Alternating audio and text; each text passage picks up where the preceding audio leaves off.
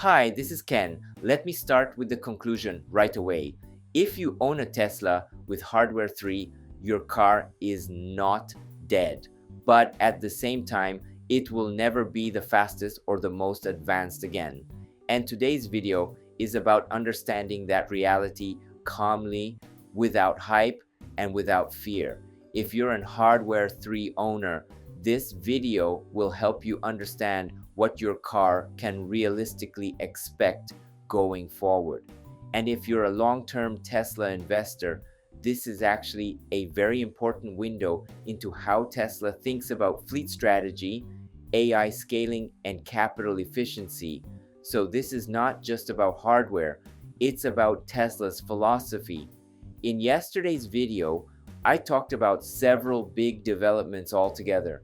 AI-5 design completion, the restart of Dojo, and growing questions around what happens to Hardware 3 as Tesla moves faster and faster. Today, I want to zoom in on just one topic: what actually happens to Tesla's running Hardware 3 from here. I'm narrowing the focus on purpose because this is where a lot of confusion and emotion exists right now. Before we go any further, we need to align on one very important premise. AI-5 is not in cars yet. What Tesla has communicated so far is that AI-5 is nearing design completion. That does not mean deployment. That does not mean production vehicles. So for today's discussion, the realistic comparison is not Hardware 3 versus AI-5. It's Hardware 3 versus AI-4, what most people call Hardware 4. That distinction matters because it keeps us grounded in reality instead of speculation. Now, let me say something very clearly.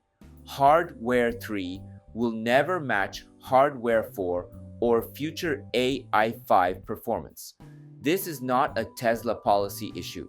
This is not about software effort or willingness. It's physics. Compute limits, processing speed, thermal and power headroom. When hardware generations change, these gaps are unavoidable. So if you're expecting Hardware 3 to eventually become the same as newer Teslas, that expectation should be reset right now. And actually, doing that makes the rest of the discussion much healthier. But here's where the real question begins. Does not the same mean obsolete? Does it mean abandoned? Does it mean Tesla is done caring about Hardware 3 vehicles? This is where a lot of fear comes from, especially among owners. And honestly, it's a very natural concern. So instead of reacting emotionally, let's look at Tesla's behavior. Over the last few days, something interesting surfaced. Not a tweet, not a marketing statement, a patent. And patents are often where Tesla's real thinking quietly shows up. What this patent suggests is that Tesla is not trying to replace Hardware 3 to solve the problem. They're trying to change how computation is done on Hardware 3. Instead of running everything at once, Tesla is exploring ways to split calculations, adjust precision, and run multiple passes to preserve accuracy within limited compute. In simple terms, if you can't do everything in one shot, you do it in smarter steps. Now, let's be clear. This does not make Hardware 3 fast. It does not give it extra headroom, but it does make something else possible.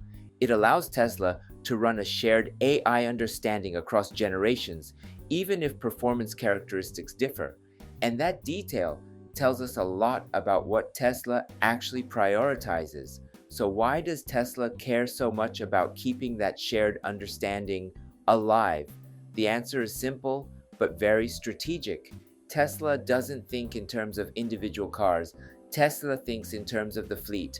Hundreds of thousands, eventually millions of vehicles learning the same world, interpreting the same scenarios, and making decisions based on the same assumptions. That alignment is incredibly valuable. If Tesla were to suddenly abandon Hardware 3, the fleet would fragment. Different capabilities, different behaviors, different data distributions. From an AI training perspective, that's inefficient. From an autonomy roadmap perspective, it's a slowdown. So instead of optimizing only for the newest hardware, Tesla optimizes for fleet cohesion. That tells us a lot about how serious Tesla is about scaling autonomy. This is also where Robotaxi and Cybercab start to matter. A Robotaxi business doesn't work with a handful of cutting-edge vehicles. It works with scale, reliability, and cost efficiency. Hardware 3 cars are no longer the stars of the show, but they don't need to be. They can still function as capable AI nodes, not the fastest, not the smartest, but consistent and reliable. And when you think about it that way, keeping Hardware 3 alive isn't sentimental, it's practical. Now, let me speak honestly as an Hardware 3 owner myself. If you're expecting your car to always stay at the bleeding edge, that era is over. That's just the reality of technology, but that doesn't mean Hardware 3 owners lost. Hardware 3 was the generation where Tesla proved that real-world fleet AI could exist at all.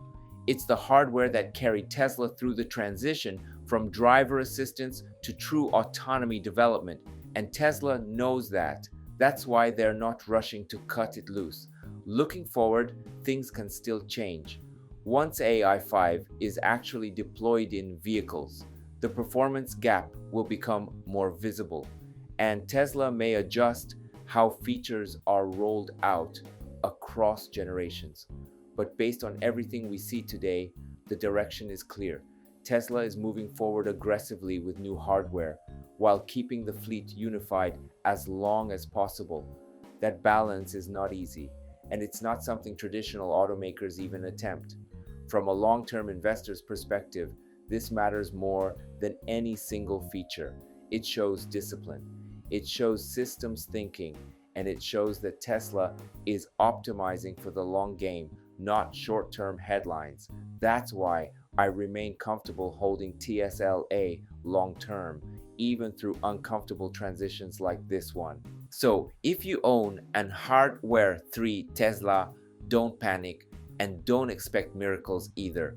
Understand where your car fits in the bigger picture. Personally, I'm actually curious to experience what a well-optimized Hardware 3 adapted FSD feels like, not as the fastest version, but as part of Tesla's broader AI system. If you're an Hardware 3 owner, I'd love to hear how you're feeling about this transition. Let me know in the comments. As always, when new information comes out, we'll take a calm, fact-based look at it together. Thanks for watching, and let's continue following Tesla's journey, one step at a time. Before we wrap up, let me take a moment to introduce myself. I drive a Tesla Model Y, and at home, I've installed a Tesla Powerwall, so I actually charge my car with solar energy. I truly believe Tesla is shaping the future, and that's why I share the latest news and insights here on this channel. I'm from Japan, but I want to connect with Tesla fans all around the world. That's why I also create an English version of my videos.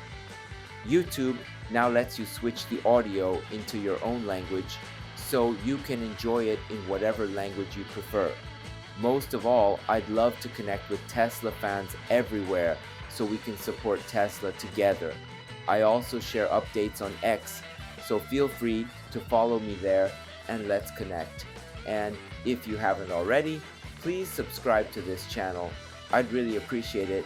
Thanks for watching, and I'll see you in the next video.